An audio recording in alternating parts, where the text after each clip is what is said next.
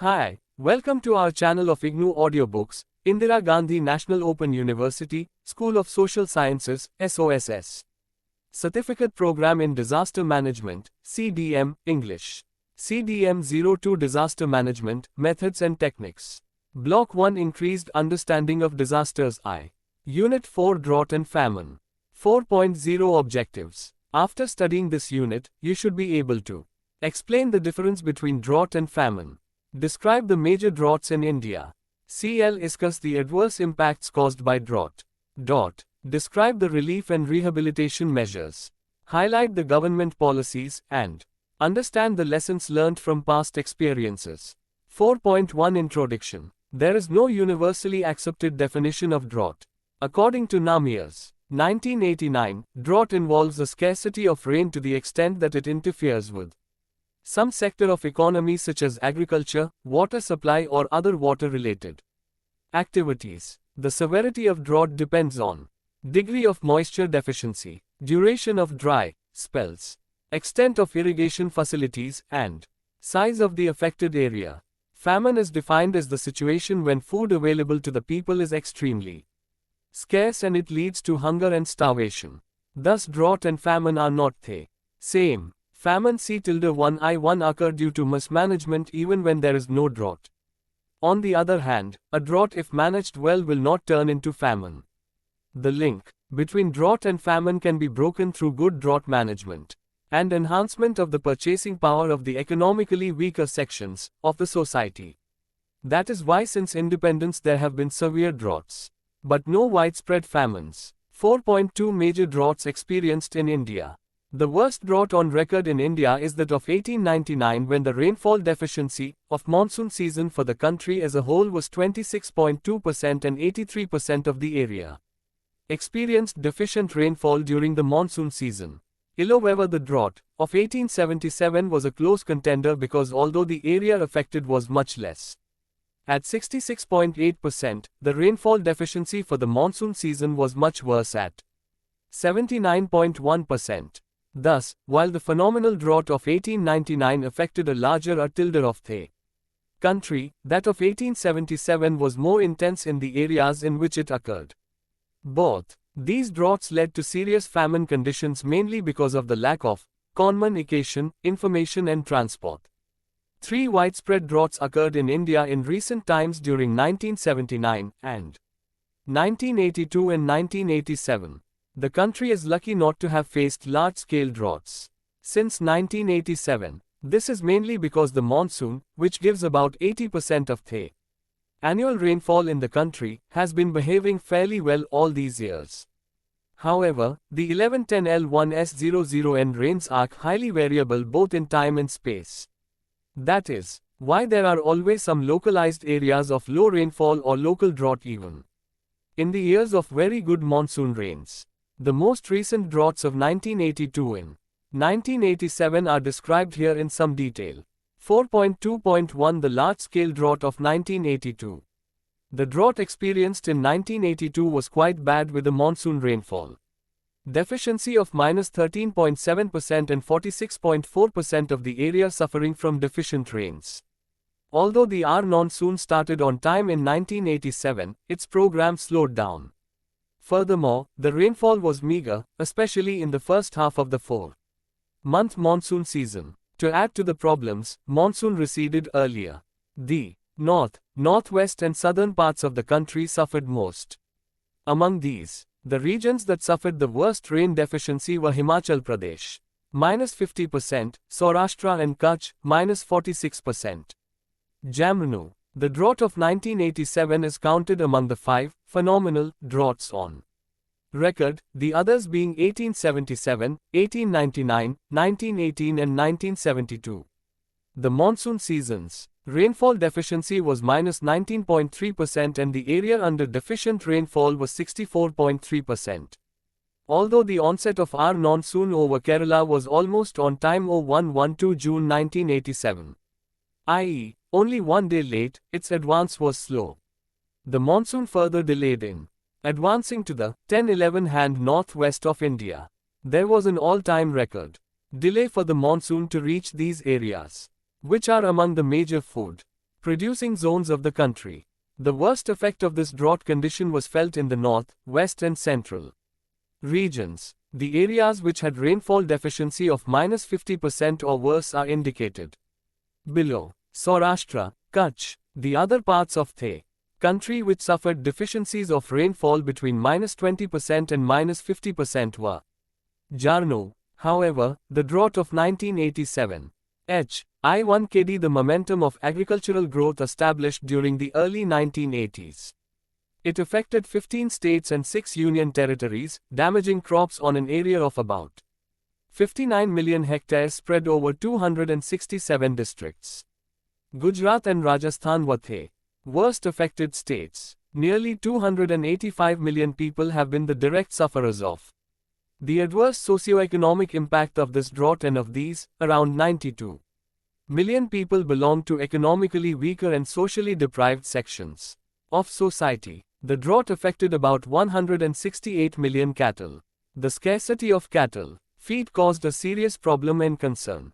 All such major widespread droughts have resulted in a marked reduction in the food grain production, giving a setback to the economy and food security. 4.3 Relief and rehabilitation measures.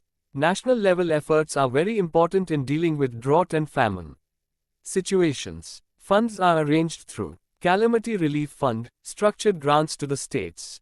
National Fund for Calamity Relief, started in 1995. Prime Minister's National Relief Fund, discretionary grant.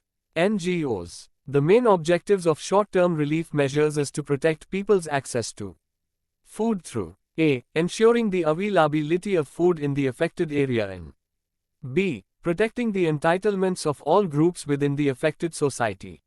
Some of the important measures for maintaining food security are food subsidies. Price stabilization by preventing hoarding and starting fair price shops. Employment generation programs. Supplementary feeding programs. Special programs for livestock and other household assets.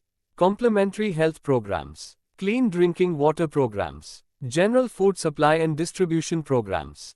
The reduction of the impact of drought requires measures like improved management. Improved water resource management through digging new wells, improve existing wells, construct retention dams, construct subsurface dams to trap water in sandy riverbeds, recharge the aquifer water catchments which trap water and allow it to seep quickly down into the water-carrying strata. Plant drought-resistant crops. Implement counter-desertification measures, e.g. tree planting.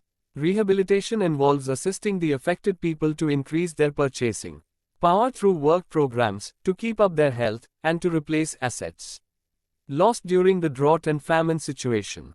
These type of programs are necessary after severe periods of temporary food insecurity and famines, when households have lost 11/10 assets, been forced to migrate, and have experienced high rates of mortality. The program involves healthcare services, counseling, providing material support like cooking utensils, making available transportation back to previous home sites, re-establish homes and productive activities. The timing of rehabilitation intervention is especially important, e.g. seed distribution program should be completed before the start of the next sowing season. For achieving success, the intervention has to be planned and implemented alongside relief activities. The seed program is a key component of rehabilitation efforts. The rationale of this program is that since the affected people tend to exhaust their seed stocks either through repeated resowing or consuming them as food, the required seeds need to be made available to them.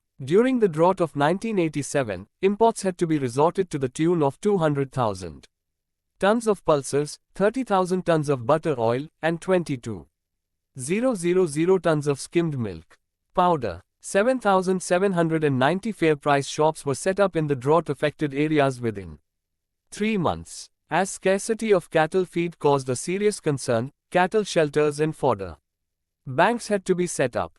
Paddy straw was moved in from Punjab to Gujarat and Rajasthan to serve as substitute for fodder.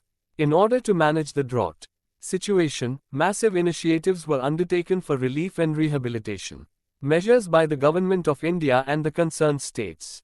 All these prompt and expensive relief and rehabilitation measures ensured that the phenomenal Widespread drought ox 1987 did not become a famine.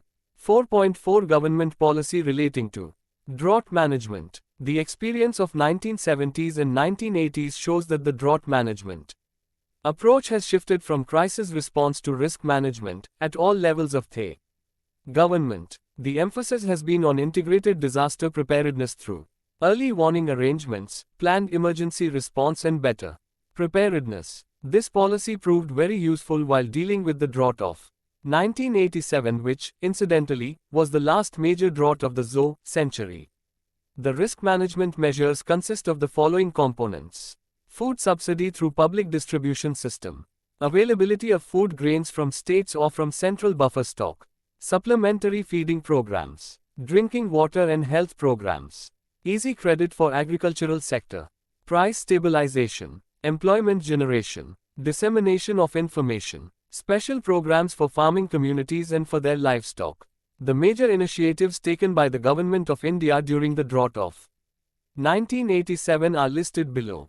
Campaign for enhanced agricultural production in the next season through better water management, increased area coverage, upgraded technology package of seeds and fertilizers and extension service, relaxed credit terms through the National Bank for Agriculture Development, NABARD, special programs for energizing 150,000 pump sets through rural electrification program, additional supply of petroleum products to drought-affected areas, distribution of 137,000 mini-kits in drought-affected areas for enhancing the cultivation of vegetables, works regarding employment generation, 54 major irrigation projects, 32 medium irrigation projects, minor irrigation projects e.g. soil conservation, laying of road links, provision of drinking water, cattle feed, subsidy to small and marginal farmers and growing fodder on 230,000 hectares, free irrigation. The Government of India has launched various development programs to serve the long-term needs of the different sections of the drought-affected communities. The important programs are listed below. Desert Development Program, DDP. Drought-Prone Area Program, DPAP. Food for Work Program, FWP. National Rural Employment Program, NREP. Rural Landless Employment Guarantee Program, RLEGP. Integrated Rural Development Program, IRDP. Accelerated Rural Water Supply Program, ARWSP. Indira Awas Yojana, LE. Jawahar Rozgar Yojana, JRY. Employment Assurance Scheme, ACAS, to assure 100 days of employment during lean agricultural season in drought-prone, tribal and hilly areas. These programs targeted specially the poor inhabitants of rural areas and tried to combine development with drought management. Section 18 of the National Water Policy, GOI 1987, dealing with drought management, states as under 18.1 drought-prone areas should be made less vulnerable to drought associated problems through soil moisture conservation measures, water harvesting practices, the minimization of evaporation losses, the development of the groundwater potential and the transfer of surface water from surplus areas, where feasible and appropriate, pastures, forestry or other modes of development, which are relatively less water demanding, should be encouraged. In planning water resource projects, the needs of drought-prone areas should be given priority. 18.2 Relief works undertaken for providing employment to drought-stricken population should preferably be for drought-proofing.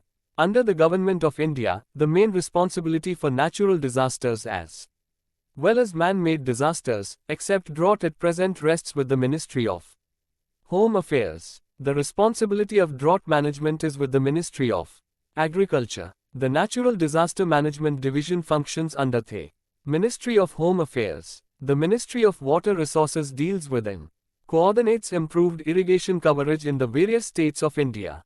The central government, with its large physical and financial resources, is able to encourage emergency preparedness, provide crisis response and immediate assistance under the scheme of financing the disaster relief expenditure, while the execution of relief operations is the major responsibility of the concerned state government. The central government supports and supplements the efforts by extending financial, physical and technical assistance. As none would the history of the Bengal famine of pre-independent India to repeat itself in future, the need is to make the system resilient, stronger and more efficient. 4.5 Lessons learned. The management of the drought of 1987 underlines the fact that by appropriate institutional support and proper coordination of efforts, crises could be met confidently and the policies could be translated into practice most expeditiously. This experience also embodied the reorientation in the approach to drought. Al-1 Anajmi-ND marked a major departure in terms of caring for the quality of if and not in confining to providing sustenance to mitigate hardship. Prolonged drought may undermine the self-confidence and self-reliance of affected communities. The affected people should be assisted and supported to replace their assets lost during the temporary phase of food insecurity and where it is required, their livelihood should be re-established. Response requirements involve major commitment and expenditure of resources. A long-range mitigation measure is the policy of providing irrigation facilities to supplement the rainfall and thus to ensure agricultural production in all vulnerable areas of India. This will have to be a continuous effort and made an integral part of the development program of the area. Extensive socio-economic development of drought-prone areas would provide a solution in the long term. However, the short-term needs must aim at generating new skills and further avenues of employment in order to enhance the purchasing power of the affected population, especially the weaker sections of the society. 4.6 Summary. This unit has brought out the distinction between drought and famine. In order to increase the understanding regarding major droughts and famine in India, too, representative droughts of 1982 and 1987 have been dealt with. It has thrown light on the relief and rehabilitation measures. In addition, it has highlighted the government policies pertaining to drought. Lastly, this unit has developed a clear understanding about the lessons learned for further improvement. Thank you for watching. We will see you in the next video with the next chapter.